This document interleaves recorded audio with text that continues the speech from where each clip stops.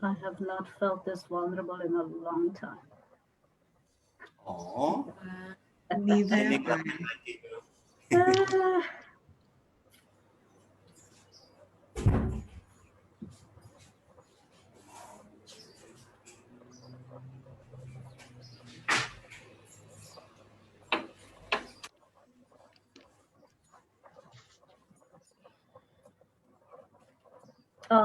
Can we start talking or not? Yep. Yes, go ahead. So, welcome everyone. This is day one of QFLF 2020. I think it makes perfect sense for us to have a conversation around spirituality and in particular understanding Indigenous practices around spirituality. For me, that is the most important thing, even though it's also the one thing that makes me feel the most vulnerable and most displaced. So that's my main disclaimer about this conversation today. I'm going to ask our group of co-creators and thinkers and practitioners to just introduce themselves before we start with the process quickly. Then we're going to do a spoken word poem, and then we're going to have a grounding session before we start with the conversation. So Hlonela, I'm giving it to you.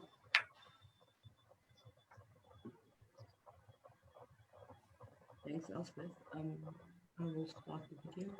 Now I am going to start with the first poem, and the first poem is titled Black Wedding. Black King. Who are you? Where do you come from? Where do you belong in this world?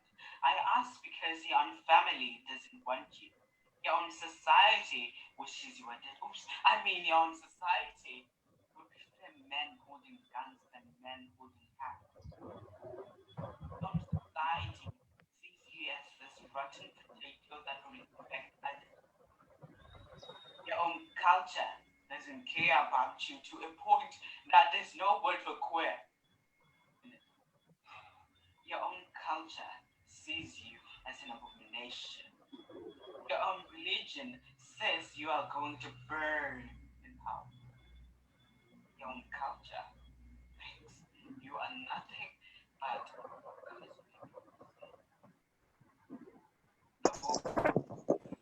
the whole system is against you. But which you still find the beauty in the world. You still rise. You still care. You still find the strength in power. You still.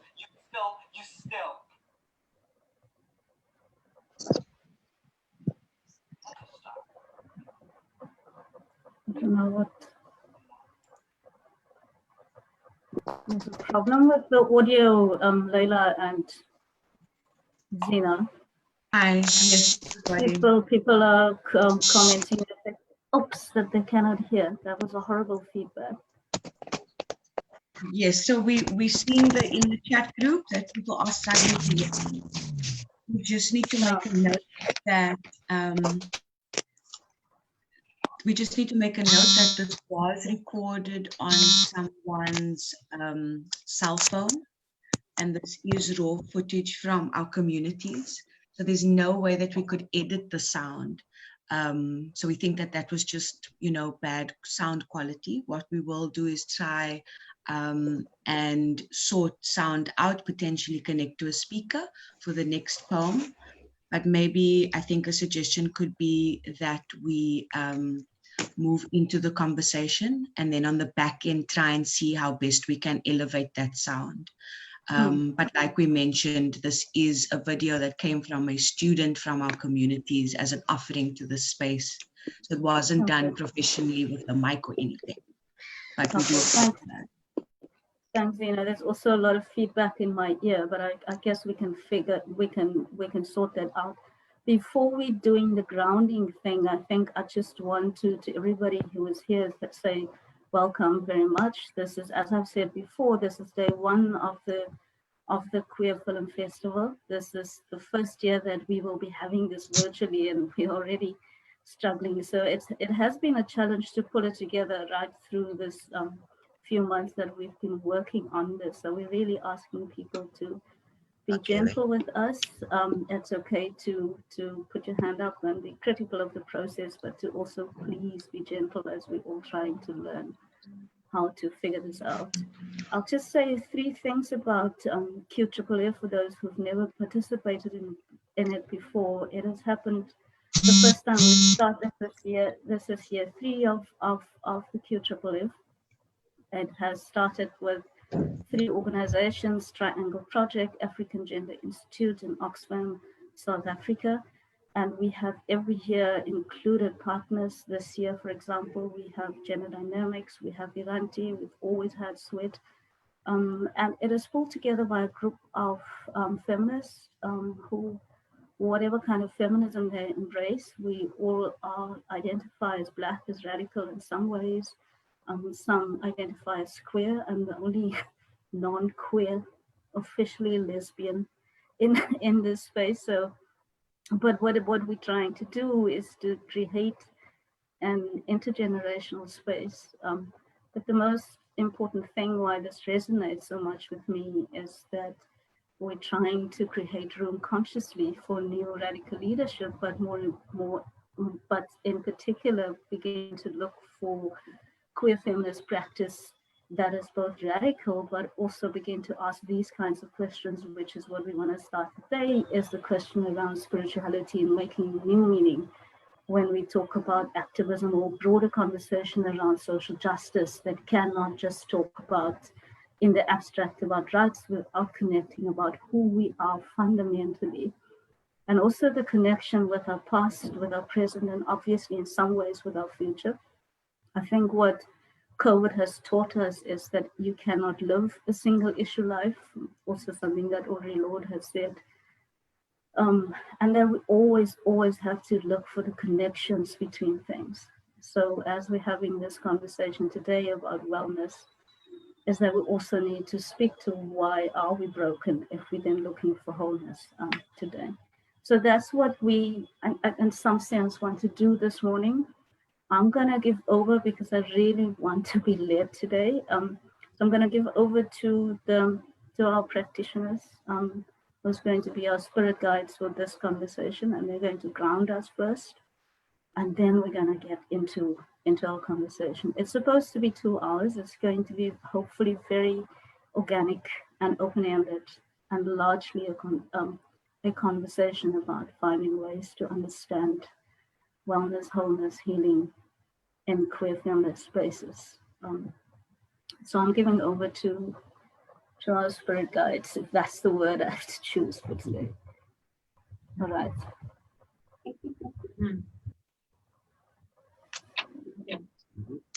Do you want to do that? Okay. Good morning, everybody. My name is Nthupula. I'm here with my fellow practitioners. My name is Thola Antamu. And I'm Zain. And before I think we get into who we are in reference to our practices, I think it's very important for us to all come into this space. Energy is completely pervasive. It permeates through all these technologies, through our bodies. So I think for us to create a sacred space, let's all just come into our bodies together. So I'm just inviting you to, wherever you are, if you're standing, sitting, just root yourselves. So come into your, what we call the space near what would be the womb or your stomachs, around your chakras or the center of your body. Just come to an awareness, come to a stillness. There are all these thoughts, let them be. Don't focus on anything, just allow everything that is to just be in this very moment. In this very moment, just taking a deep breath, allowing this breath to come not just through your nasal passages, let it come through your chest, let it come all the way into the belly. Hold it there and just let it out with a big ah.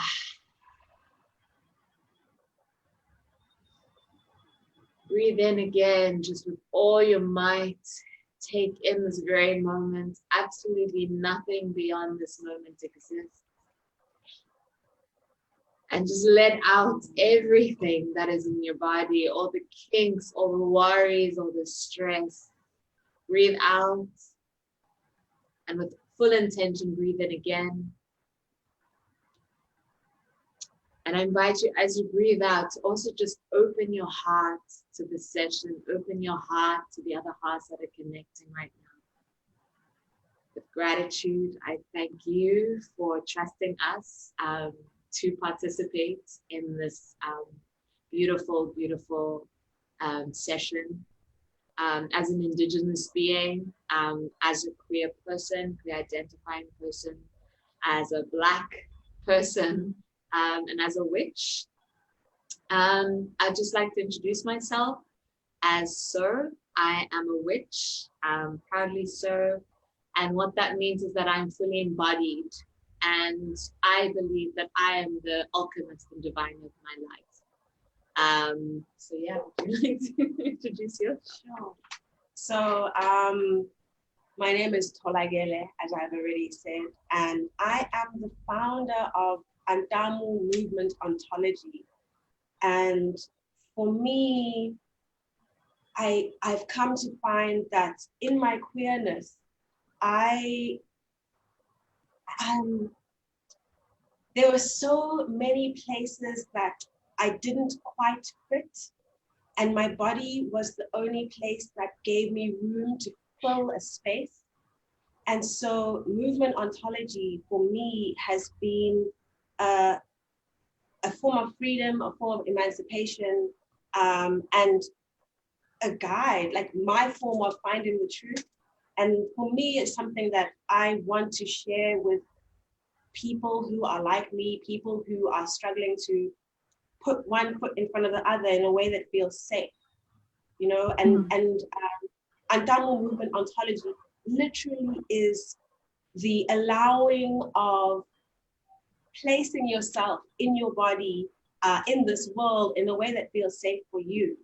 Yeah, so I'm honored to be able to share this with the world. I'm honored to be able to share this in our community.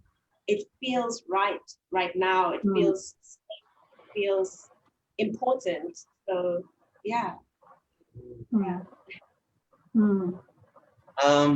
Okay, so I'm very blessed to be in a space like this. Also growing up as a queer Muslim, the space wasn't that safe. And my go-to safe space was art. And that is what I'm bringing, is that I found that art therapeutical principles is a method of healing. And growing up, like I said, it was quite difficult. I was struggling in school, and I diagnosed myself as being dyslexic, and I've been traumatized by teachers and grown-ups, but never knowing that I had a gift, and my go-to place was sitting down in a quiet space, finding myself drawing, sketching, and that is where I healed. And through my journey in life, I picked up some techniques and skills, and that is what I would like to share to the world and the queer community. Thanks very much for that. I think Aya is here. Kamabwini, Chokozani, Emakosini, Ndau, Shewe. Good morning, everyone. I am Ayamangalisa. I am a Black lesbian woman who is a traditional healer. Firstly, I like the energy I'm feeling already within the space, and I'm grateful for that, because I was more nervous of the energy than actually being in this space. So I'm grateful that I'm feeling a good vibe, so to speak. This has been something I think most queer healers have been dreaming of, and I'm glad to be part of it. We need alternative ways as people, as Indigenous people as well. So it's good to be here, guys. Yeah, that's a bit of it's just a bit of feedback from you. I have from my well, that's what I'm getting from my side. Thank you very much. This is solid. I want us to. I know I've been warned, don't have this conversation in your head, but I think it's good for us to just for 5 seconds look at. You've in some ways started to already speak to how you identify and what those identities mean. But the word I want to latch on for us to talk through for 5 seconds. I'm going to maybe talk through a few words for us to be able to come into the conversation. The one is for me, what does queerness mean for you? Could we have that conversation first? All right, I'm going to switch off my video because I keep losing connection. I don't know if that's okay with you. People can switch off the videos maybe. Yeah, we can. Okay. I just want not people to feel that they're speaking to bodies instead of a whole self on that side. That's what I'm worried about, Aya. All right, so maybe you, if you don't mind, if you want to switch off, that's fine. I think it's more from your side that there's a bit of all right. But let's go for it and then see. All right, thanks, Elsbeth. I think for me, queerness is just basically who I am, because I don't want to be identified as anything. I don't want to be aligned to any particular label. And in the space that I work in or live in most of my life, I don't want to feel like I have to choose a side. So being queer for me means I have a choice not to choose a side. Going back to my healing, more often than not, you are firstly boxed because you are female, and then you get boxed because you're a queer female healer. So for me, being in this space of queerness then allows me to be fluid in my space, be fluid in who I am, and fluid in my choices in healing, because also with the healing that we do, there are certain things and protocols and steps. So being queer in this space for me allows me to sort of move away from the rules and the steps and just allow myself to do things the way they come and the way they are in my space or within me. Yeah, cool. Thank you. The 3 souls. Anybody there, Thola, Zain, Nthupula, who wants to start off? Unless we're at the question. Yeah. You could also rephrase questions. Yeah, sorry, go for it. Okay. I mean, understanding the term queer, that used to be an offensive word, right? And that was reclaimed. In the same way that I use witch, that's something that, people already are like, that's kind of weird, and I claim that as a person who embodies their magic. Queerness for me, and the reclamation thereof and identifying with that reclamation is just, it's a convenient term. I am who I am, and I think that in itself has not been something that has been permitted to someone who's Black, someone who's in this body of mine where I have boobs and a vagina, right? It is also a statement. It's being in alliance to that belief that those who exist can choose how it is that they exist. And I just love to fuck with the system, if I can swear. And that's why safe space. It's really fucking with the system. Everything about me is outside of the circle, outside of the boxes, as Aya alluded to. And that's why I identify with that. But as far as I'm concerned, when I wake up in the morning, it's not like I have a queer flag, and then I have the Black flag, and then I have, the woman flag, and it's just, it's who I am. I am who I am. But for matter of convenience, to just move in the world, we latch onto these terms, and that's what queerness is. It's that term that allows us to go beyond the boundaries. Somebody else wants to? Yeah, I'd love to speak into the space. For me, queerness, you know, I identify as queer, not so much for myself. I mean, I'm Thola, like that's who I am, and that's how I want to move through this life.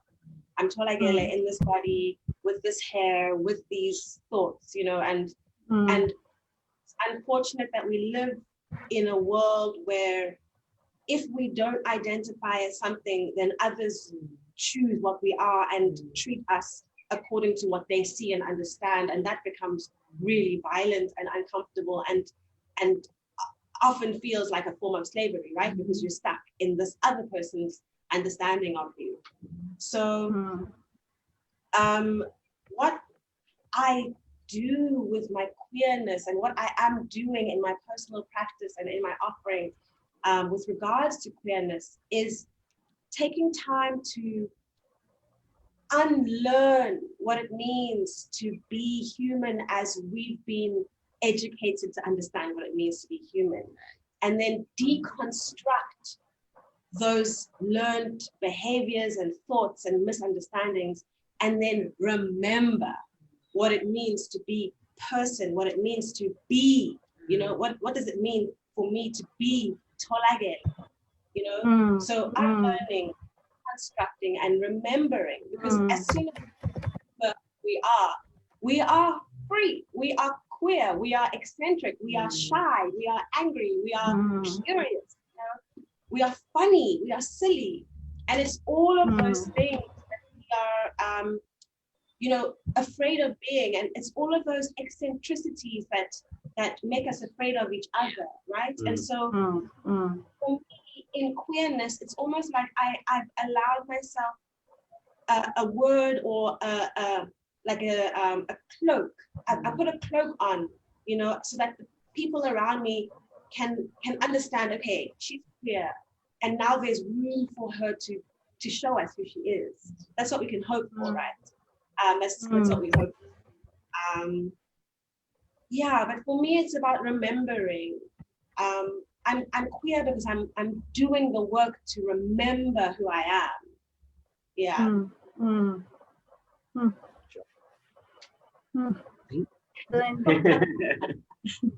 So guys, don't go too deep. No, I'm teasing. So Zain, go for it. Yeah, queerness to me is also these layers to queerness, you know. Queerness is definitely about identity. It's definitely about authenticity. It's, if you look at this world today, it's a fight.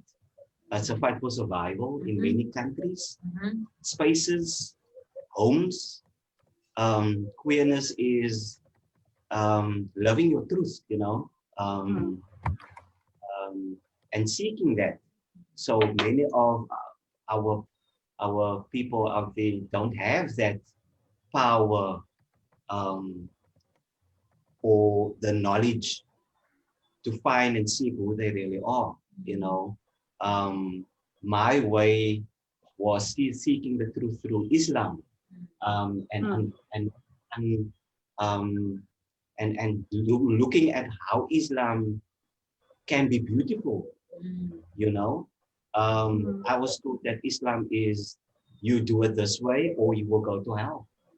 You know, but seeking the truth of the beauty of your spirituality, that makes you more of a human. And it's a lifelong journey. And if you do come to terms on who you are, it's a matter of showing up and also be a role model to other people out there, so that they can teach our younger generation also that truth. And I think that is, yeah, it's a difficult road to take, but who says that a road to truth is easy? It's not easy. There's so many things that I'm thinking as you guys are sharing. I just the practical thing is that somebody has a hand up, and this is something we didn't say at the start of this conversation, and that is that we will take questions at the end. unless it's something that we have done in the process that might have been triggering, I don't know how we would deal with that if somebody needs to intervene because this space is not a good space.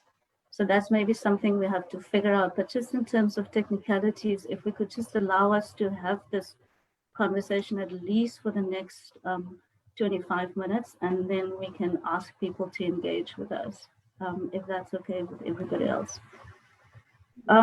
So for me, right, so the purpose was for us to just sort of come to an understanding of what healing and wholeness then is supposed to mean. If this is queerness, what is broken about us, right? And some of the things that everybody was sharing, I think for me, is the whole issue of being your unapologetic self, to be able to speak truth to, even if the power is you, and you the one breaking yourself, but to speak truth to power in many ways. I really want to latch on the word around memory and remembering, right? Something that Toni Morrison talks about, how we sometimes forget things, and to try and understand what that forgetting is all about. But that often that forgetting is the stuff that broke us deliberately, and maybe sometimes not so deliberately. And so before we speak about healing and wholeness, I really want, if you want to share and feel that vulnerable, is to maybe speak to some of what you perceive for yourself, or queerness as just a thing, however you identify, what you see as queerness for all of us.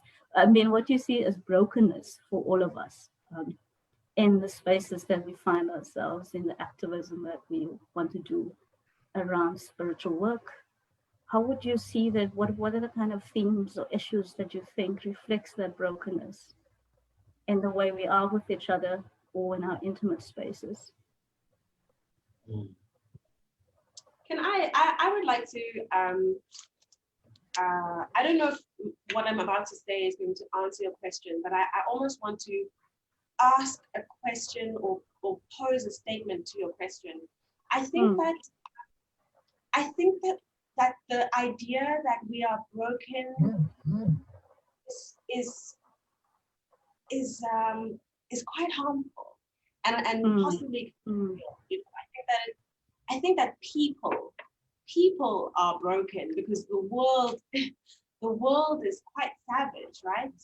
And I think that we as queer people on our individual journeys to find a small modicum of safety, if we, as we are healing, and as we are on our journeys of finding self, I think that to be trying to become and remember, whilst we're also acknowledging that we're broken, traps us.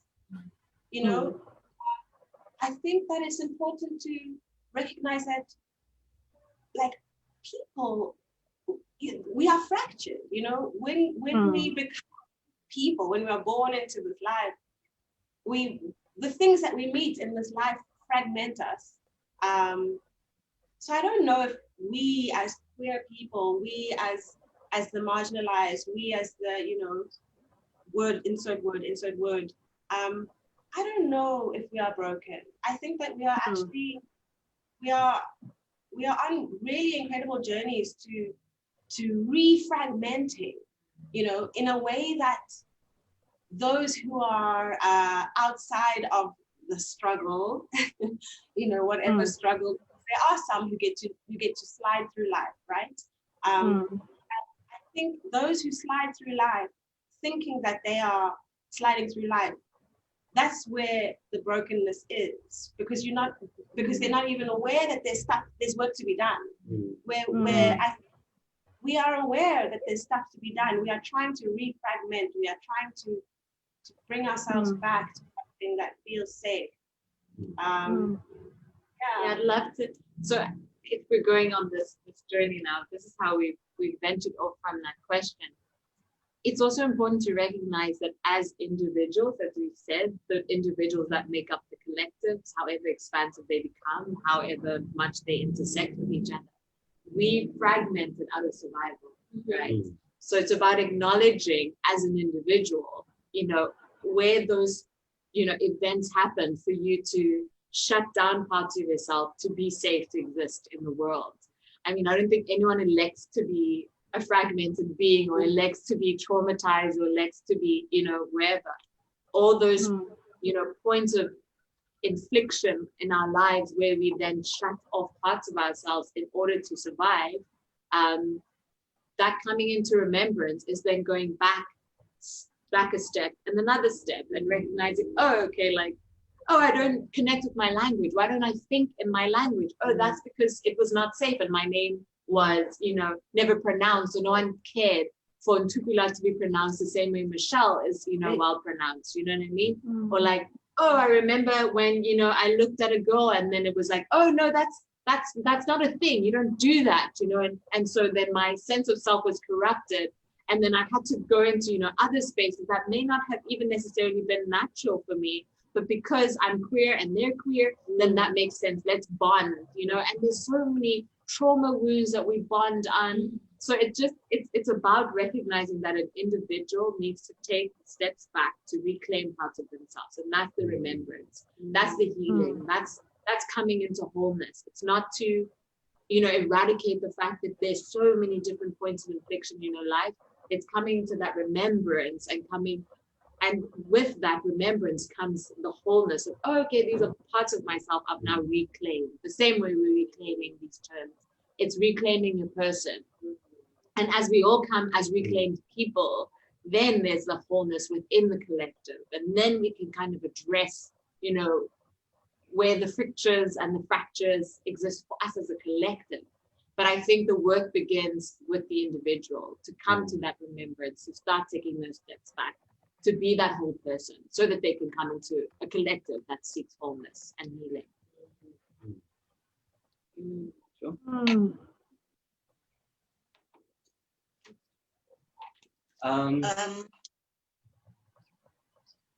Aya, you can go. Thanks, Zain. I think the word broken also is quite harsh for me, because from where I am or where I'm standing and looking in, I feel like queer persons are the most woke persons, for lack of a better word. I feel like we are reclaiming whatever. We're going for the kill. We're taking whatever we can as much as we can. Also, I think we are unlearning, unknowing, and relearning, and all of those things.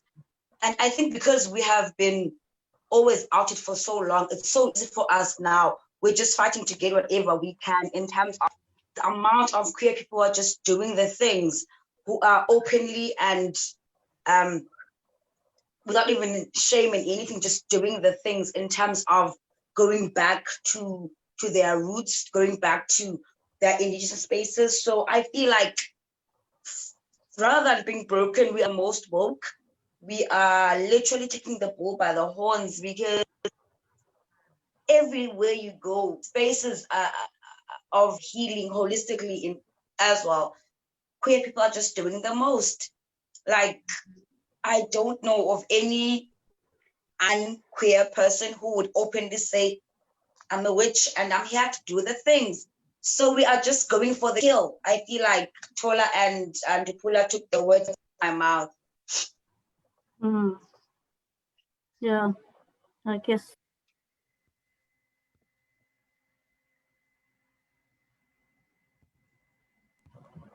Why were they mute? Was I messy now? Why were you muting me?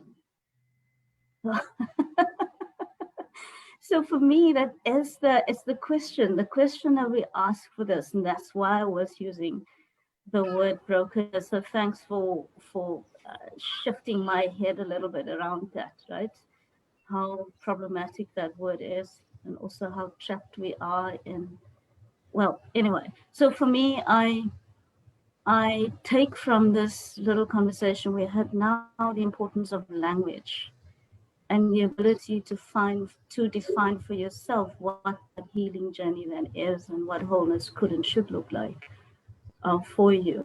So for me, I've been wanting for the four of you to just turn towards towards each other, which is just, if you don't mind sharing, is to, Zain has spoken a little bit about his practice around art and how that in some ways was his healing practice.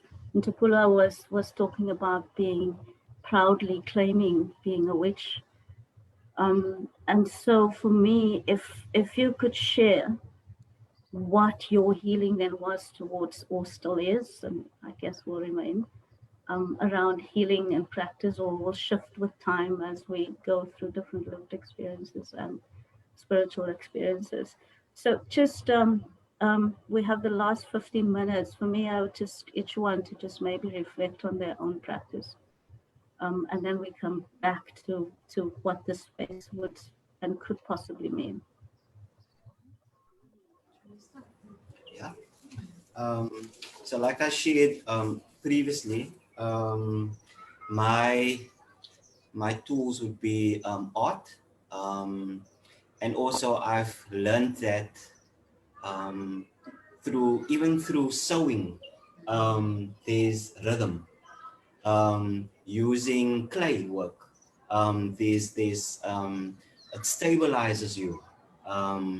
It also allows, and memory sits in your fingers, you know, and that allows things to happen to your body, physically and mentally. Knitting, knitting socks or scarves. So it's not uh, a practice that is far-fetched. We've been doing it all the time, you know, but we didn't know that it has got healing properties, you know. Coloring in, making mandalas, playing in the sand and making sun cookies. That is a part of therapy, you know. And through our fourfold human self, the thinking, the will, the feeling, that is how we can heal ourselves. And that is, like I said, that is what I would like to bring within our community. That helped me a lot, that helps the community a lot. And woundedness means also being traumatized, you know. Trauma means differently to different people, and how we react to that is also different. Either we fight, or we freeze, or we flee from the situation, but what do we draw on? Do we draw on being creative? Do we drawing on prayer? Do we draw on spirituality to heal ourselves, you know? So we draw on certain things for our own individual selves. What is right at that moment will be right, you know. And this is also what we need to offer. And I think that is what we're doing this whole festive, is to go into the communities and offer these practices.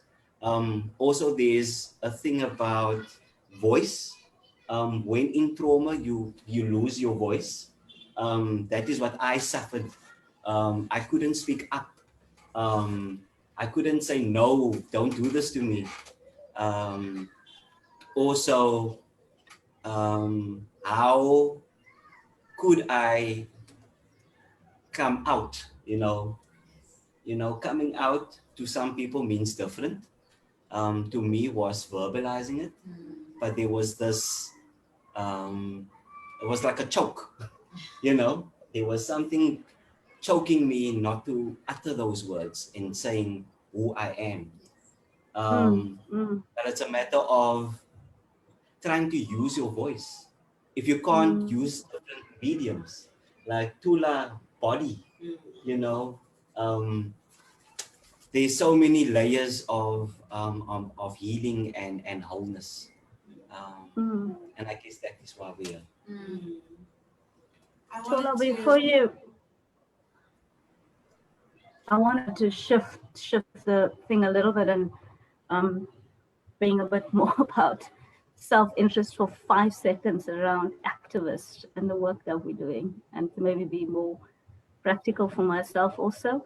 So for me, I find that a lot of the activism work is responding, especially in Black communities, largely around violence and deep, deep violence, not just when we talk about finding the body of a lesbian woman, for example, it's not just that she was killed, but that the conversations we have to have with each other is about a young Black woman who, and I'm going to use the word, who was literally overkilled, right? And I'm not going to go into details about what happens to Black, lesbian, or queer bodies in the communities that we live in. And that often when we talk about that, when we respond to that from a place of rage and anger, as if we cut off what that impact is on you personally as an activist, and especially young activists, about what it means for their own journey around understanding what this violence means. And that in many ways, this violence also, I think, message to us that none of us are safe, right? And that it feels that the first place of healing, of practice of healing, is often one of destruction, often one of, well, the people that we're working with, activists that we're working with, is always, it feels some kind of self-destructive practices, like lots of alcohol, lots of violence, even in intimate relationships. And we seldom have the conversation around finding a healing practice to speak through, own what is experienced, speak through that, and finding ways to hold each other in a nurturing way. I hope that makes sense. And so for me, I've been wanting to ask Thola, if you don't mind responding to this question, is how do we then as a collective, not just as individuals, find ways in activist feminist spaces to not just talk about the violence from a place of rage, which is important, but also to begin to respond to the violence from a place of healing and looking for ways to redefine what our spirituality means in that kind of deeply violating context that in some ways I think makes self-preservation so hard. Sure. Wow. That's a question and a half. So Elsbeth, in the work that I do, the reason why I work with the body specifically is because, you know, we've touched on language and how we language ourselves. And I think that the violence that we experience, you know, in all of the ways that we have been told to identify and have chosen to identify, in all of the ways that we are boxed, sometimes the things that we have experienced cannot come out, right? So we don't even have the capacity in our bodies to allow the experience to become the oxygen that's in our lungs and then find its way out of our mouths into a word that someone can hear. Because when someone hears it, we hear it too, and then we have to accept that that is our truth. And sometimes that's too much. Actually, oftentimes that is too much. You know, just the understanding alone of what has happened to you could put you in your grave, you know?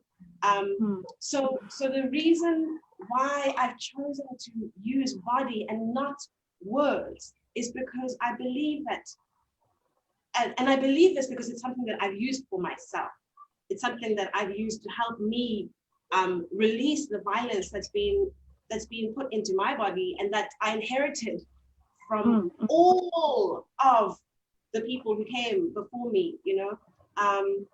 So movement for me is how we release and work through and support ourselves and each other in communities to allow the violence to not belong to us, but to be something that we ultimately can move out of ourselves. And, you know, these things happen to us, they are not of us.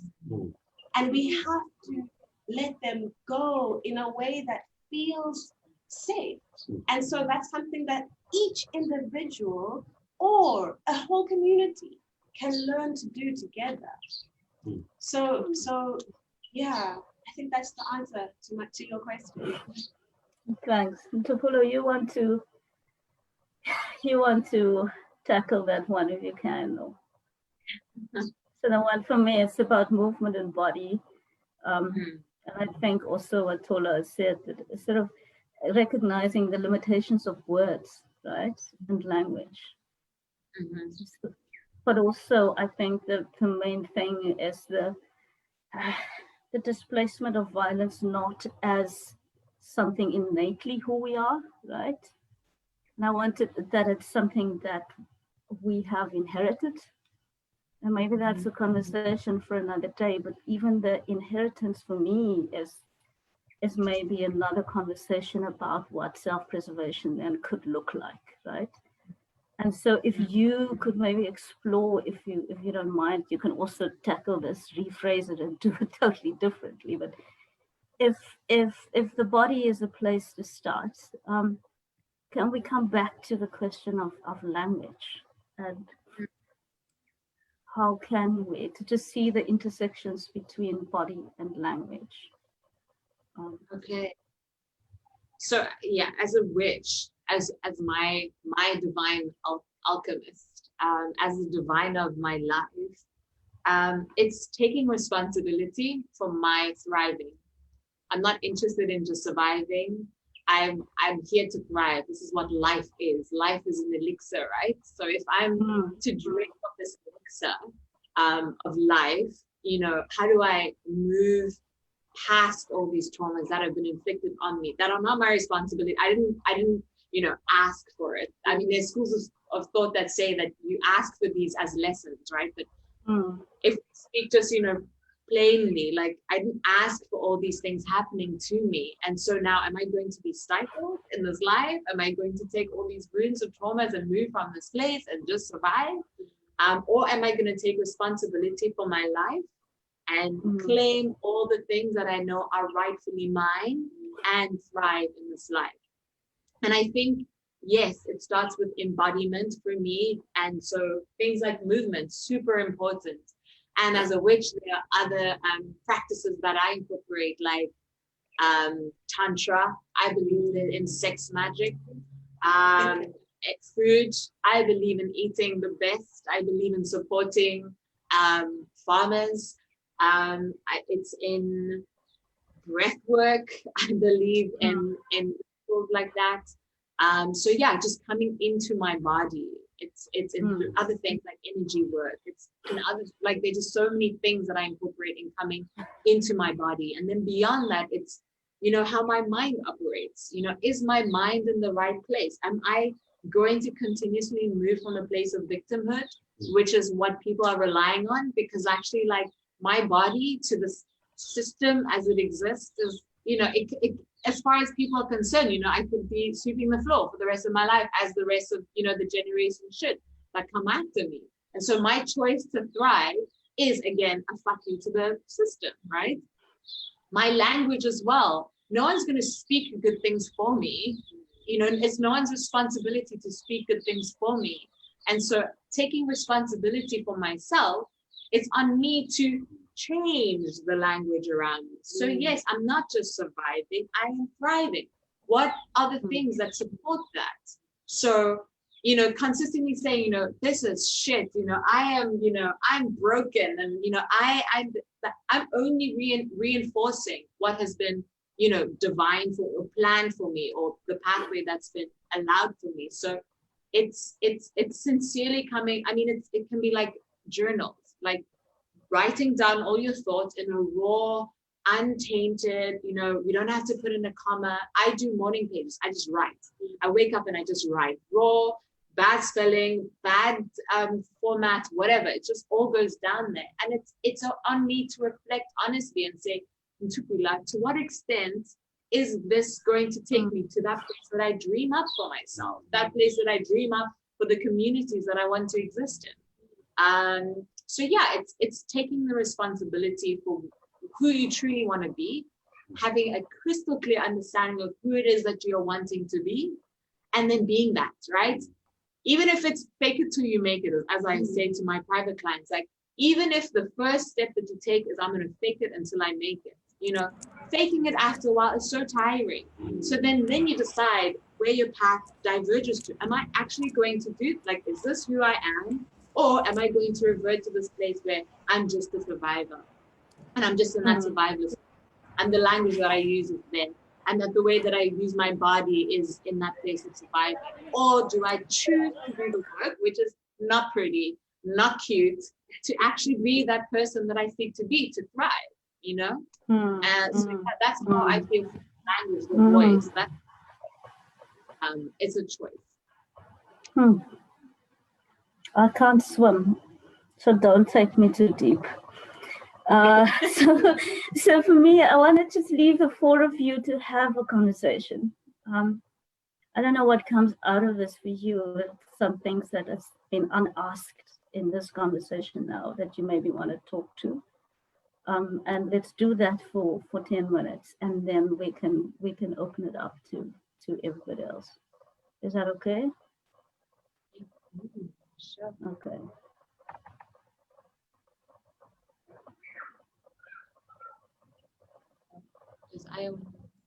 Aya?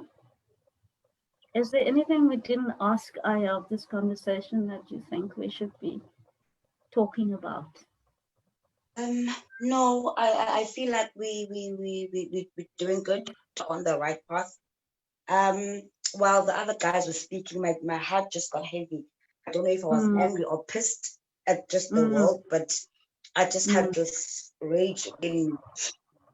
And I think we have been silenced for so long. It's getting to a point where it's like when you shake a Coke bottle and then you open it. So I feel like I have this thing happening in me at this moment. And it's not necessarily because of any specific thing. It's just that we have been silenced for so long. And I may have been lucky to have grown in a liberal household where I could have been anything I wanted to be and felt any way I wanted to feel. But I feel like as beings, we have just been cut off for such a long time. And it's upsetting me, to be honest with you guys, because I'm sitting here thinking we're doing this now, but what happens beyond this? You know, I'm just like, yeah. But otherwise, yeah, I'm good. I just want to sort of regroup. But otherwise, yeah.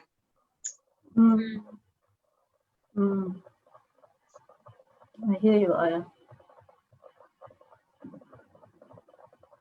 Yeah, it's super important, this thing of, you know, the spaces that we find ourselves in, and it's important to acknowledge that it's not always safe, even to begin the work, you know. And then I still have to emphasize that it is a choice, you know, like, and it's not an easy choice. That's the thing. Like, it's, yes, we can be in a community where everything is against us, you know, and I've left my home, you know, I'm speaking from experience. I've left my home and not spoken to my family, my mother, the person that birthed, the person whom I love, for 2 years, you know, and not having any communication with your family because of the choice you're making to be yourself.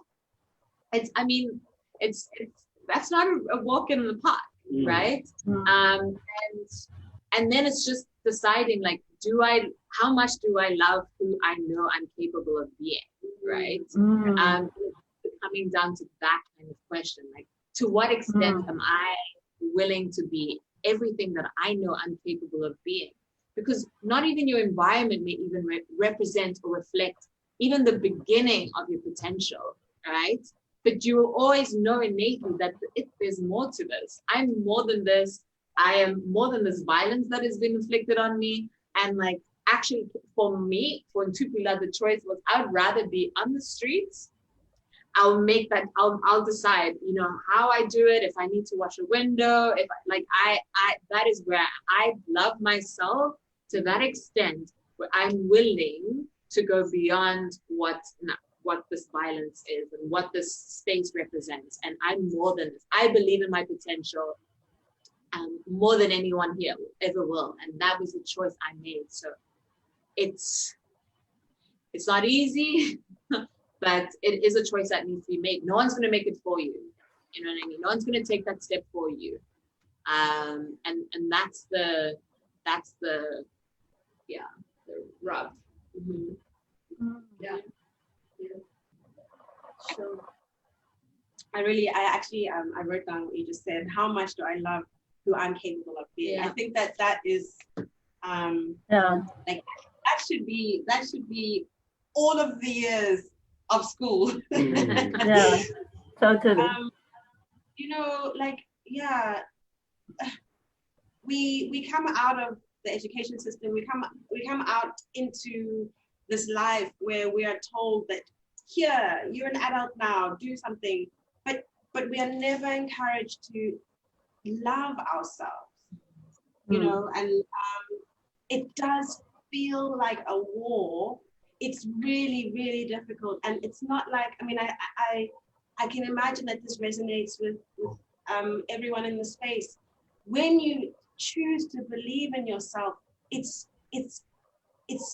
a very painful process, because there's so much that we have to undo. You know, we do this because we cried a lot. You know, we do what we do because we've wept and we've spat and we've vomited and we've shat and we've, you know, all of the stuff, so that we could believe that we are enough. Yeah, it's not pretty, but it's important. We don't do pretty. Zain, it feels like such an urgent question, if you don't mind, on the chat, of somebody who feels overwhelmed and wants to ask this question. Would you mind if we respond to that, Zain? Yeah.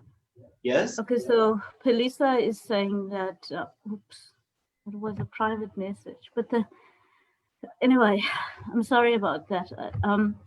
My question is, how does one return to self after having lived from trauma for 20 years? What are the practical steps one can take towards healing? So those were the questions. Oh, there's obviously a lot of tools or methodologies out there. One thing that I would like to offer is obviously safe spaces, where you can verbalize being amongst people and talk about issues. If they're not available, we need to make it available. We need to, because what's coming up to me now is that we've been fighting, but the fight is not yet over. The fight is actually continuing, and we need to create those spaces within our communities. Accessing a space, even in your own community, is so difficult. There is so much red tape. Accessing a hall to have a meeting. So that's why we need to fight the system. We need to make people aware. Even you talked about education. Even schools, educated people cannot create spaces for queer people in schools even, you know. So we need to take the fight there. We need to do more. That's what I'm trying to say. My first step was meeting people that can offer life skills. You know, if it wasn't for life skills, even I couldn't have found the words or even use creativity to articulate what I'm going through. And the thing of belief, you know, you're right. It's very difficult. But that is what we are actually bringing to the people. It's belief through wholeness and healing, as a matter of finding who you are and believing in who you are to be, that authentic self. So yeah, I don't know.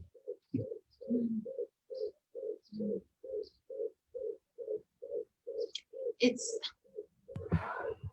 and I don't know if yeah, okay.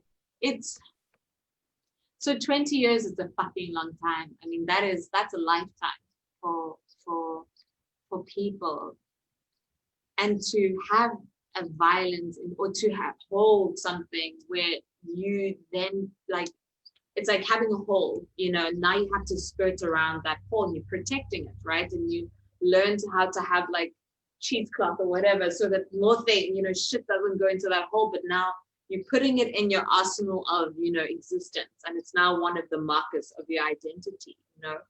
And to then make a choice where that hole no longer serves you, that shift in mentality that's the difficulty for me that Thola was speaking about. That shift when, okay, something that has been in my arsenal of tools, that wound that I can go to, that now my, you know, I know how to dress this wound, you know, it's there.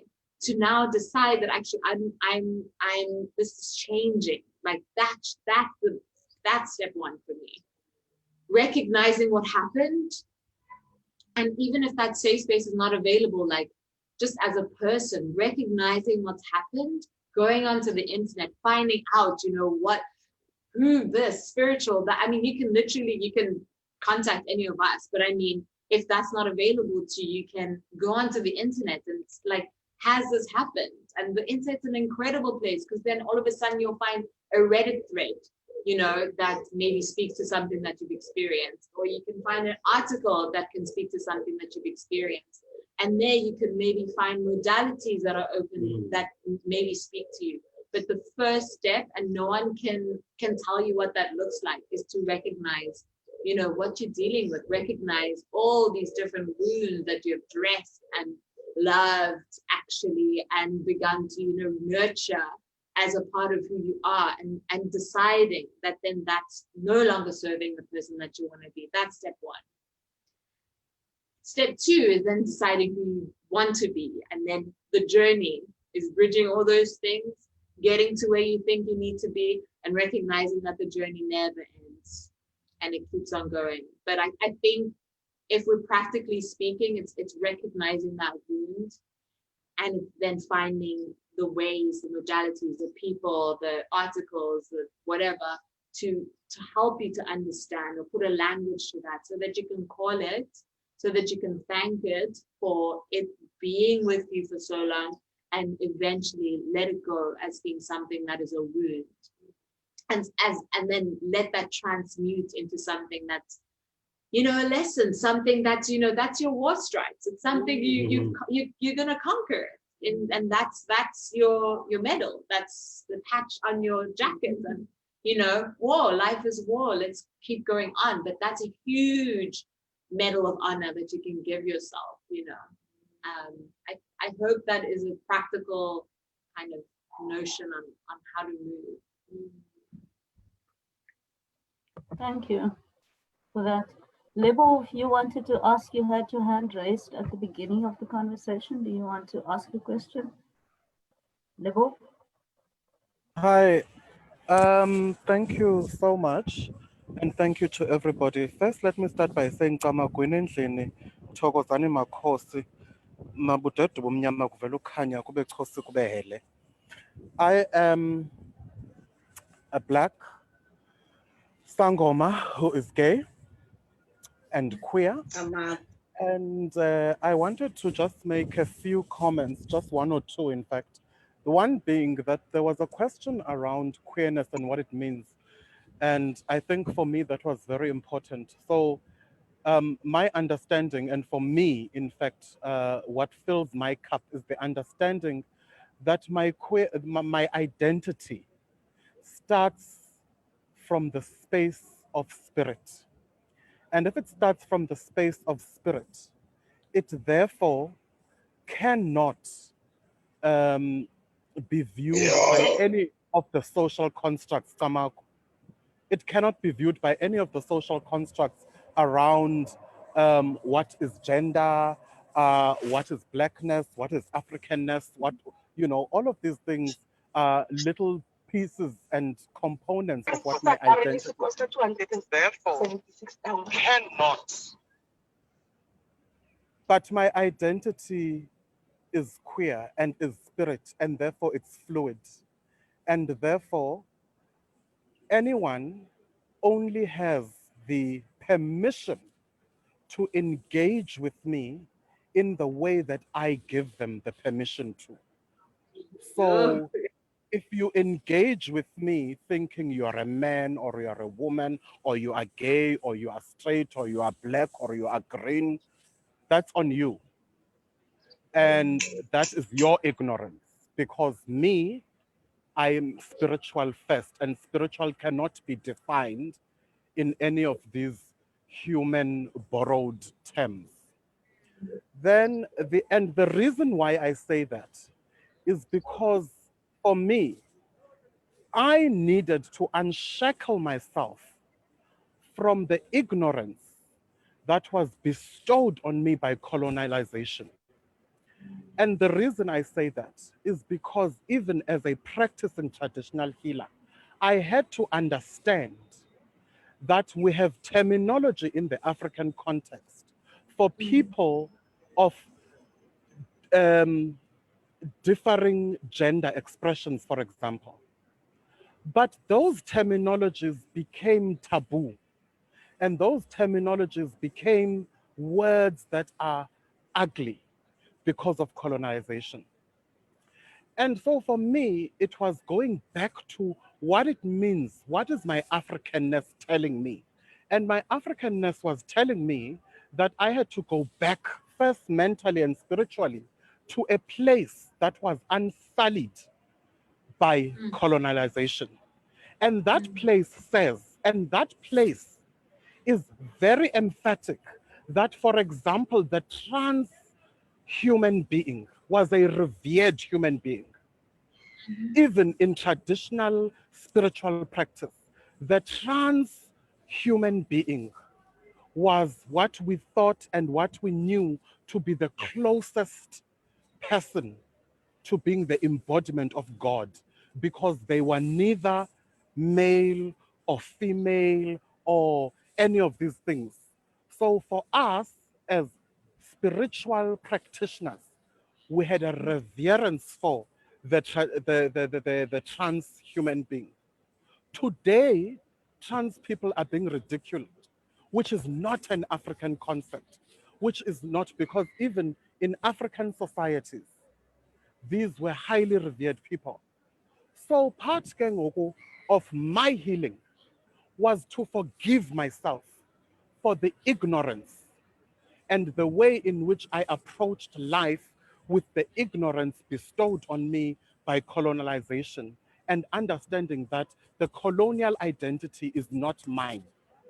I have an own identity that I need to intentionally, all the time, find and add to, outside of what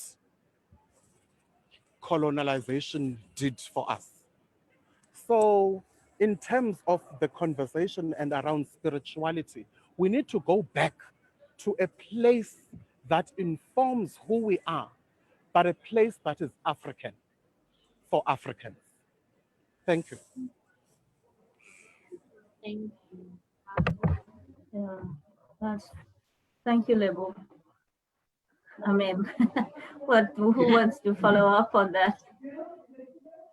Is there anybody? There's nothing in the chat anymore. There's a lot of private conversations that doesn't necessarily want to be shared. Christine wants to share her story. Christine, go for it.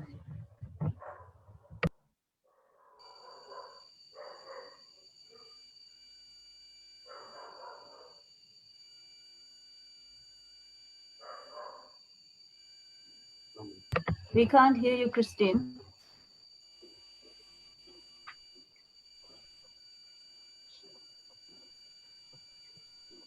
I don't know what's Leila? Is there something we could do about, yeah, it's a lot of feedback. Have you unmuted yourself, Christine?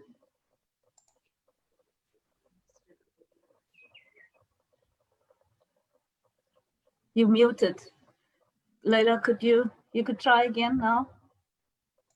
No, they're muted. So I've unmuted manually. Yeah, but it's still showing mute.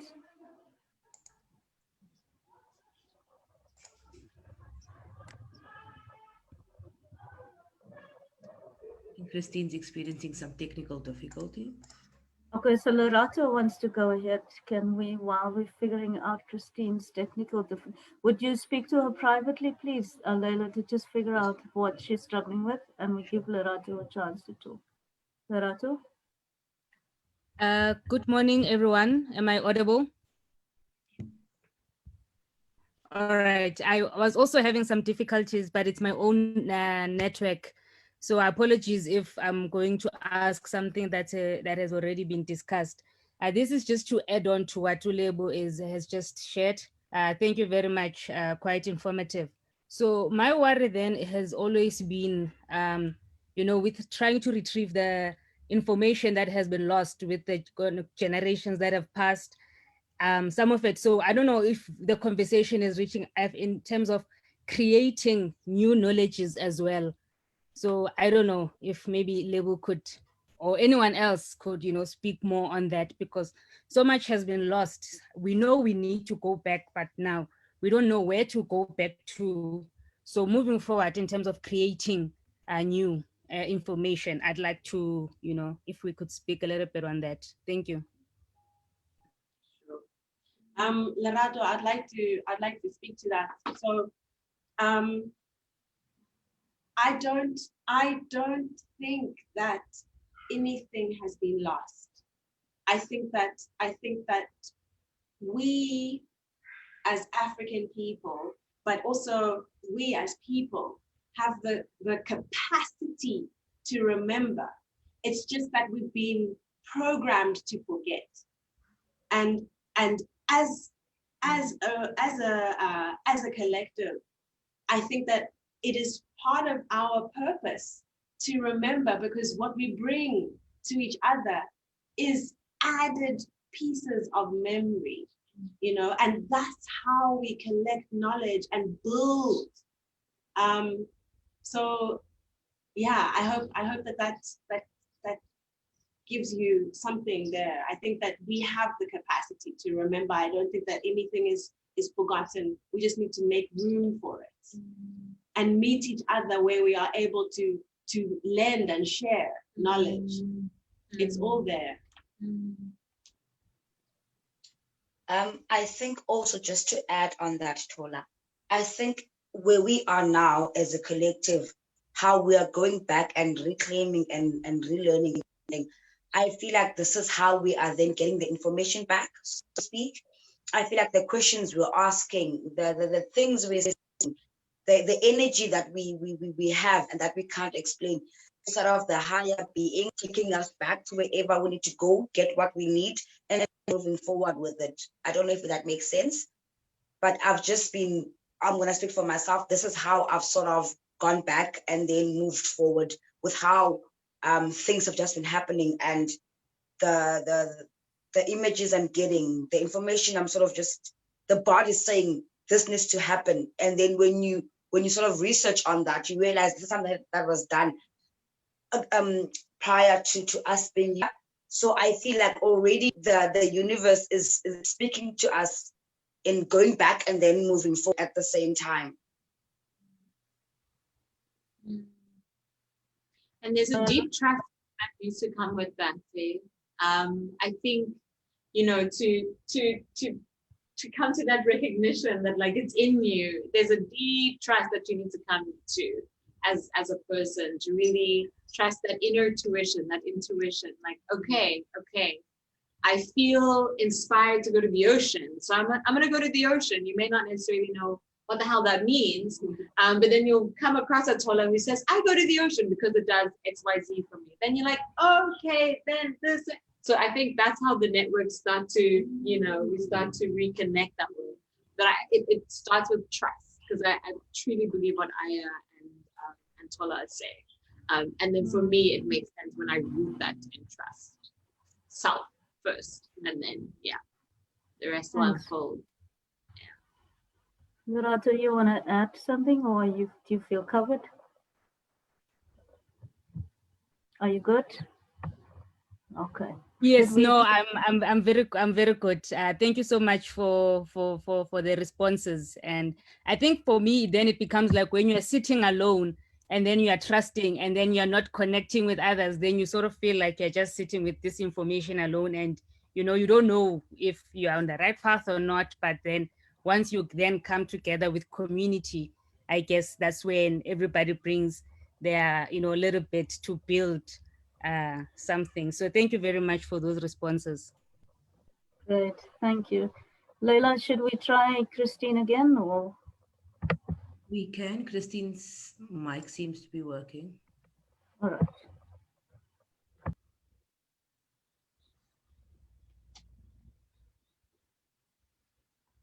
Okay, Christine's also just disappeared. I think it's reception or something. Also, if I could add, I don't know, maybe I'm speaking for myself here, but I think Nthupula did say earlier on in this conversation, we are also, we're all on social media. If people have questions, when you are sitting alone and you're not sure who to turn to, feel free to send a message, we're not sitting there all the time, all hours of the day, but we do check in and tap in and if there are questions, then reach out to us. Absolutely. Now that you know who we are. For sure. All right, Quentin, thanks for that. Quentin, you want to share your reflection on chat or not? Quentin Manning, are you okay? It seems to be fine. All right. Morning, Elizabeth. Okay, hi, Christine, go for it. There's it. Righto. Listen, I've started my transitioning. I'm a transsexual person. I've started my transition in 2009. So I've got a lot of difficulties. I came out on age of 47 years old to start my transitioning. So there was a big hassle about accepting me. In my neighborhood, the people doesn't want to accept me for who I am, that I'm a trans woman. There was a whole few programs that has been made about my transitioning, all about my family, all about, and I'm a very activist. And at the moment, I'm still battling with DHA, Department of Home Affairs, to get everything right. I've got now, legal representatives. I was in High Court, and the people doesn't accept me for who I am. And I was threatened already with a few times with my life, my family's lives, and the people doesn't want to accept me for who I am. But the situation is, I'm a strong woman. Since I came out in 2009, in 2012, I had stomach cancer and all that stuff. And, the people doesn't try, they didn't want to try and support you. For example, my sister, where I've got, I'm the oldest of my mom's kids. And my sister and my brother, they completely, they said they don't want to know me. My sister completely deleted me from Facebook. She did. If I tried to contact her, she just declined my calls and everything. So I'm still battling since 2009 to be accepted by my own brothers and sisters as one of the as a woman, or it's so hurtful. But my family they all support me. And National Geographic had a program what was recorded, what was broadcast in 2015 about transitioning the taboo born identity.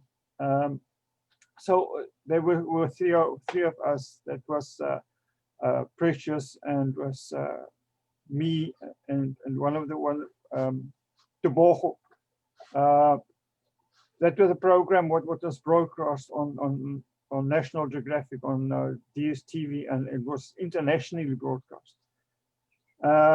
Now this year, with the word fairs at Stellenbosch, there was also a program about it. But the people doesn't accept you for who you are, for what you are, and the situation of the fact of the matter is, they don't respect you. Although you say, okay, Elizabeth? No, I just wanted to say thank you, Christine. I think maybe, sorry to break your word, but we just have to be conscious of time. Yeah, I understand.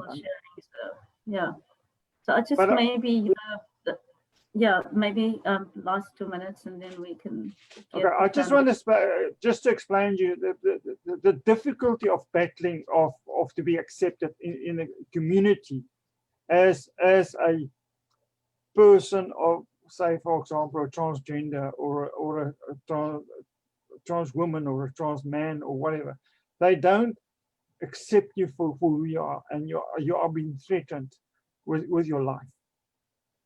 So that's why I say I want to tell the people, be positive and watch out, because if they got something against you, they will try and take you out. So a lot of I had a lot of friends that has been taken out here in Cape Town. So that's all I want to tell you.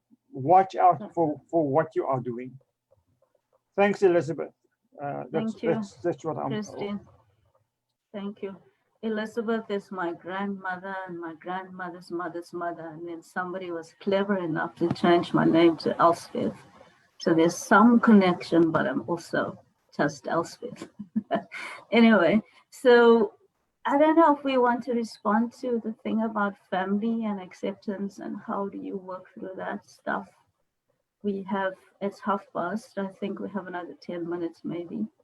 I don't know if other people also want to respond.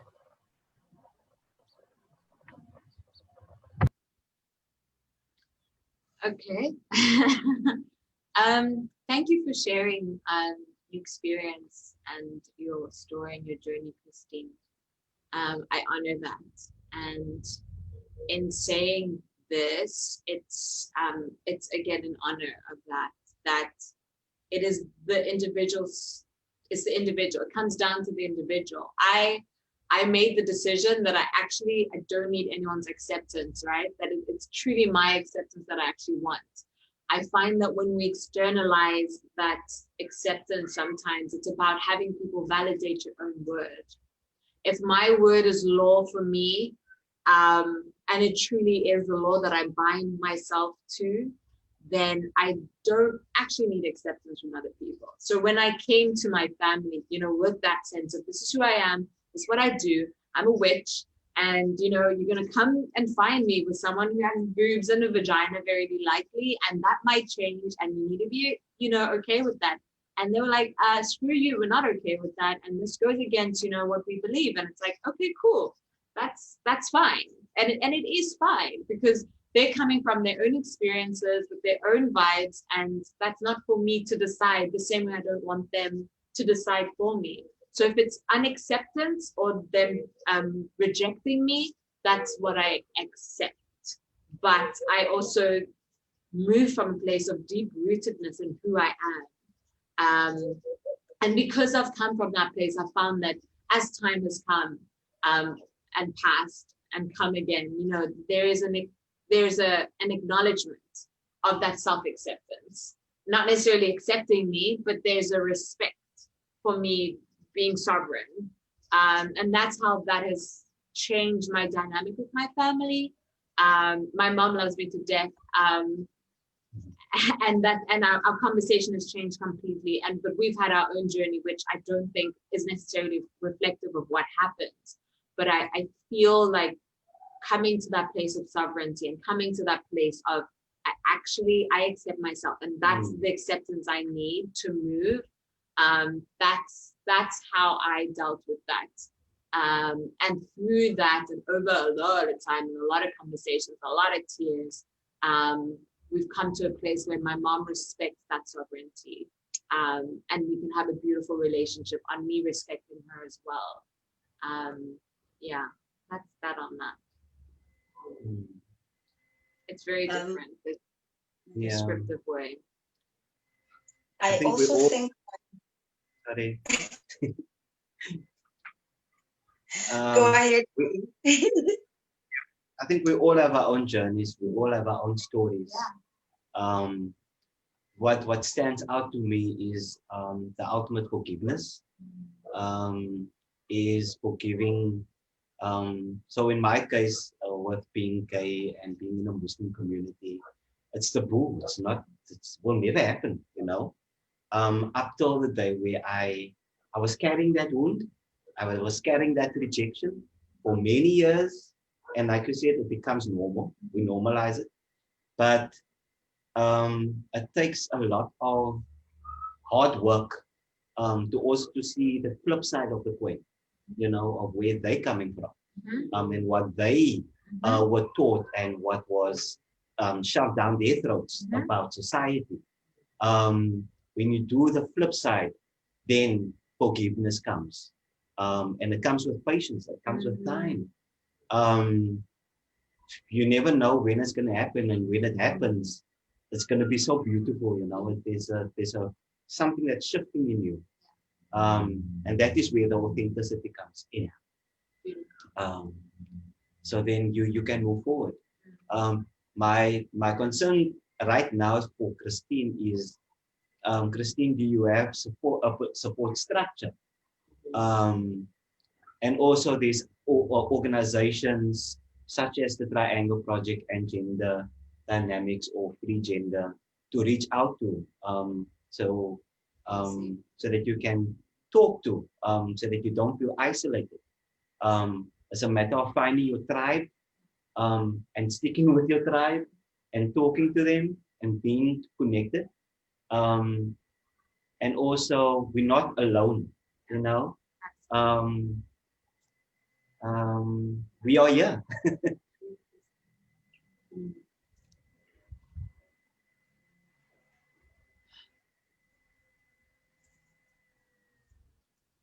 Oh, yeah. Sorry.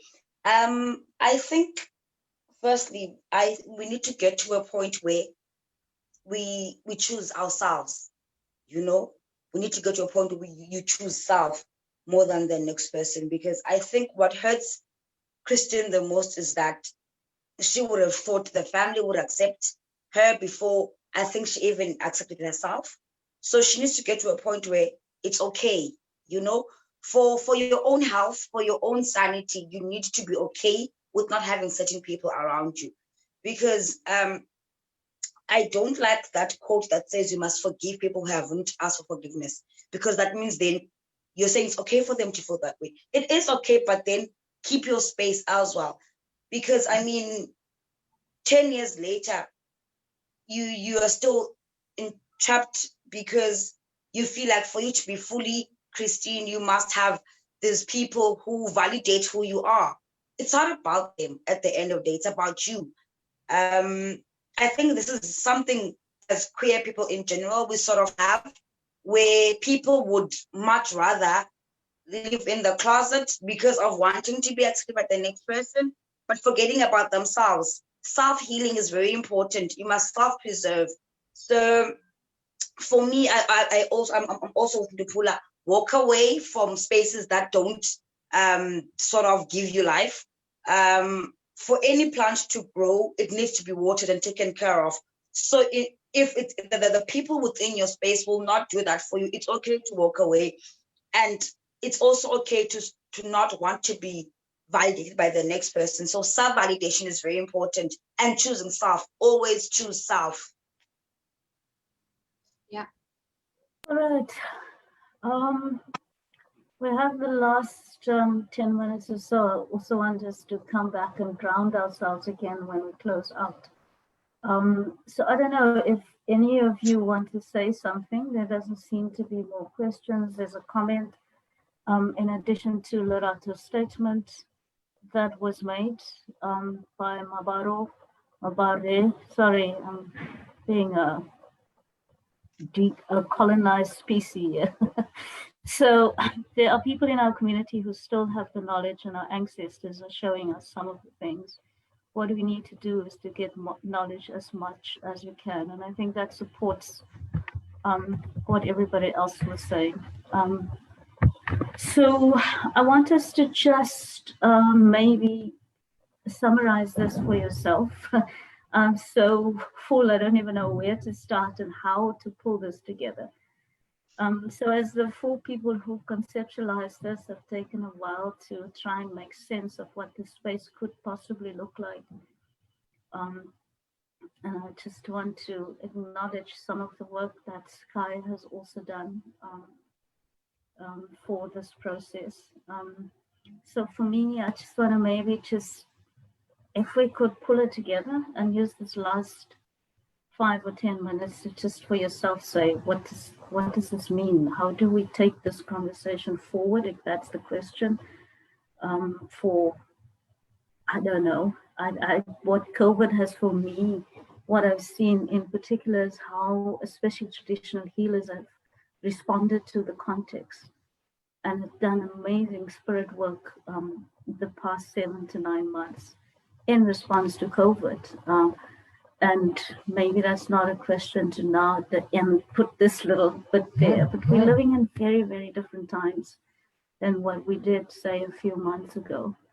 Apart from spirituality, there's also just the basic thing about keeping life and body and food in place and being able to just live, apart from spirituality. So there's all of this intersections of, especially in the communities that we're working with as Triangle Project, where you're seeing just the level of, for example, hunger and people's inability to take care of themselves and their families, physically and materially, and then also having to ask, how do we work with this real threat about redefining how we are present in the world in terms of our own spirituality, most probably in some way. So whatever it is that shapes people's journeys.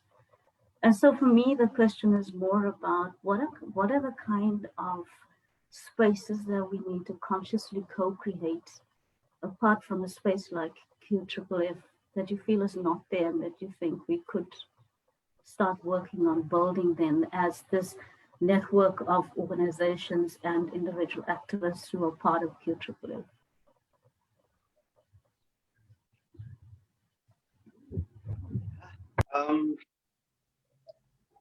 We need to communicate more. We need to network more. We need to come around a table and speak about these things. I don't think 1 day, 2 hours is gonna.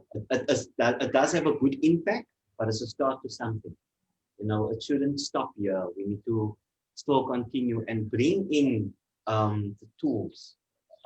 We also need to unlearn certain things that we've done before, and also capacitate our community leaders and activists out there more, so that they can take the word or the work further. Violence in South Africa, I don't know how we're going to overcome it. It's been years, it's intergenerational, but we just need to continue with the good work that we're doing. It's a start. This is great to start. We shouldn't just have we need to continue, like I said, have conversations, have interventions, and yeah, continue. We shouldn't stop. We shouldn't stop. I think for me, what makes sense is, you know, we are here, know our names, you know, tell people that we are here doing what we do. And what I'm beginning to realize is that change permeates, change flows out and reaches other people, you know. As you get to know who we are and what we do, you also become a part of your power. You also become a part of the change and can give others access to who we are, and we have access to you. So let us make threads, you know, let's make threads between each other. Everyone who is here today, you are a part of the change. Yeah, let us hold on to each other's threads and pass the pieces so that we can connect to each other. Yeah, beautifully said, both of you. And then as the witch, I'm going to say, learn your protection, understand, you know, who you are, and then understand the landscape that you're in, and then know that you have all the elementals available to you to protect yourself. If it's a crystal, that's the start, and that's your crystal that you walk with, and you have utter belief that when you walk out into the street, you know, that's the magic that you're bringing, that protection over yourself. I think protection is, however it's expressed. I mean, you can reach out to me, you can, as I said, like the internet is a great way, but find your protection. And once you feel safe, then you can open yourself up to the networks that are so desperately needed. Like, we really need to weave amongst ourselves. We need to create these threads, as Thola has just said. But find your protection. You are your diviner. You're your alchemist. And with that, open your hearts. Open your hearts, like we're all opening our hearts, and we are all seeking what it is that we want. Like, we are the ones we've been waiting for. I know that's been ground to death now, but truly so. Yeah.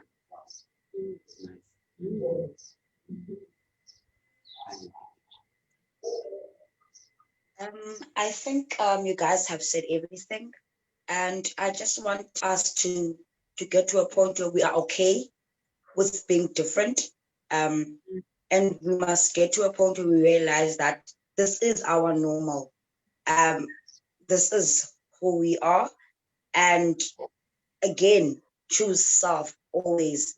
That's how we should be navigating through this life thing, because I've always believed that this life thing is a journey. So it's okay to then stop for a moment, but the theme is to always keep moving. Either way, keep moving. It might be short steps, but motion is very important. Evolve with the times as well. But ultimately, it's okay to be different. This is our normal. What if being something else is not normal and this is more? So self-healing always, self-healing always.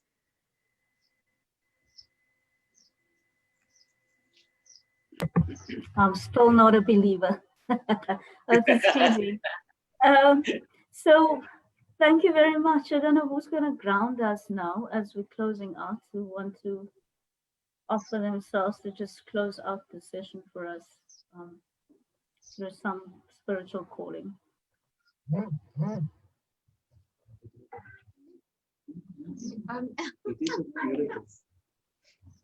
So I guess we don't have to do it. I just, if people feel that they want to do it, please go for it. Definitely ground. But if you are sitting, I invite you really just to root back, because this is where we are. So feel even the soles of your feet in all 4 corners of your foot, the bottom and the top. Just find that base and close your eyes and come to that place of breathing deep again, going beyond your nasal passage, beyond your chest, go deep into your belly. If you identify with your womb, go deep into your womb. That is your place of creation. So breathing from your belly and going out and in. Take it all in and release even more out.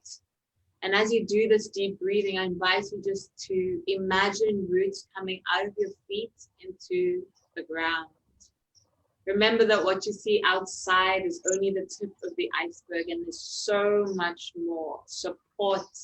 That's the grounding. There's so much more nourishment that you get from the ground. So just really imagine your roots going deeper and deeper and deeper beyond your wildest imagination. And in that place of your wildest imagination, imagine a beyond where you are nourished, where you are supported, where you do have all that you possibly need in this beautiful life. And as you've opened your heart, I invite you to, like a white light, put a white light around yourself and know that you're protected. Keep breathing deep. And as you just come back to this place now, this place of centeredness, remember everything that you have felt and expand it as you live your life, choosing yourself, choosing to be your best self. Love that thriving self. And as you open your eyes, just invite all that life has to bring and know that your uniqueness is cherished, your uniqueness is important, and your uniqueness is loved. First by you, and that love will ripple out to this whole world that you exist in. So meant to be. Thank you very, very much. I think this is it. Thank you. First session done. Thank you so much, guys. Thank you, everyone. Take care. Be good. You can be bad too. Bye-bye. Thank you, everybody. Bye-bye. It was a good section. It was very good. Thank you very much. Bye-bye. Bye. Bye. I don't know. Do we guys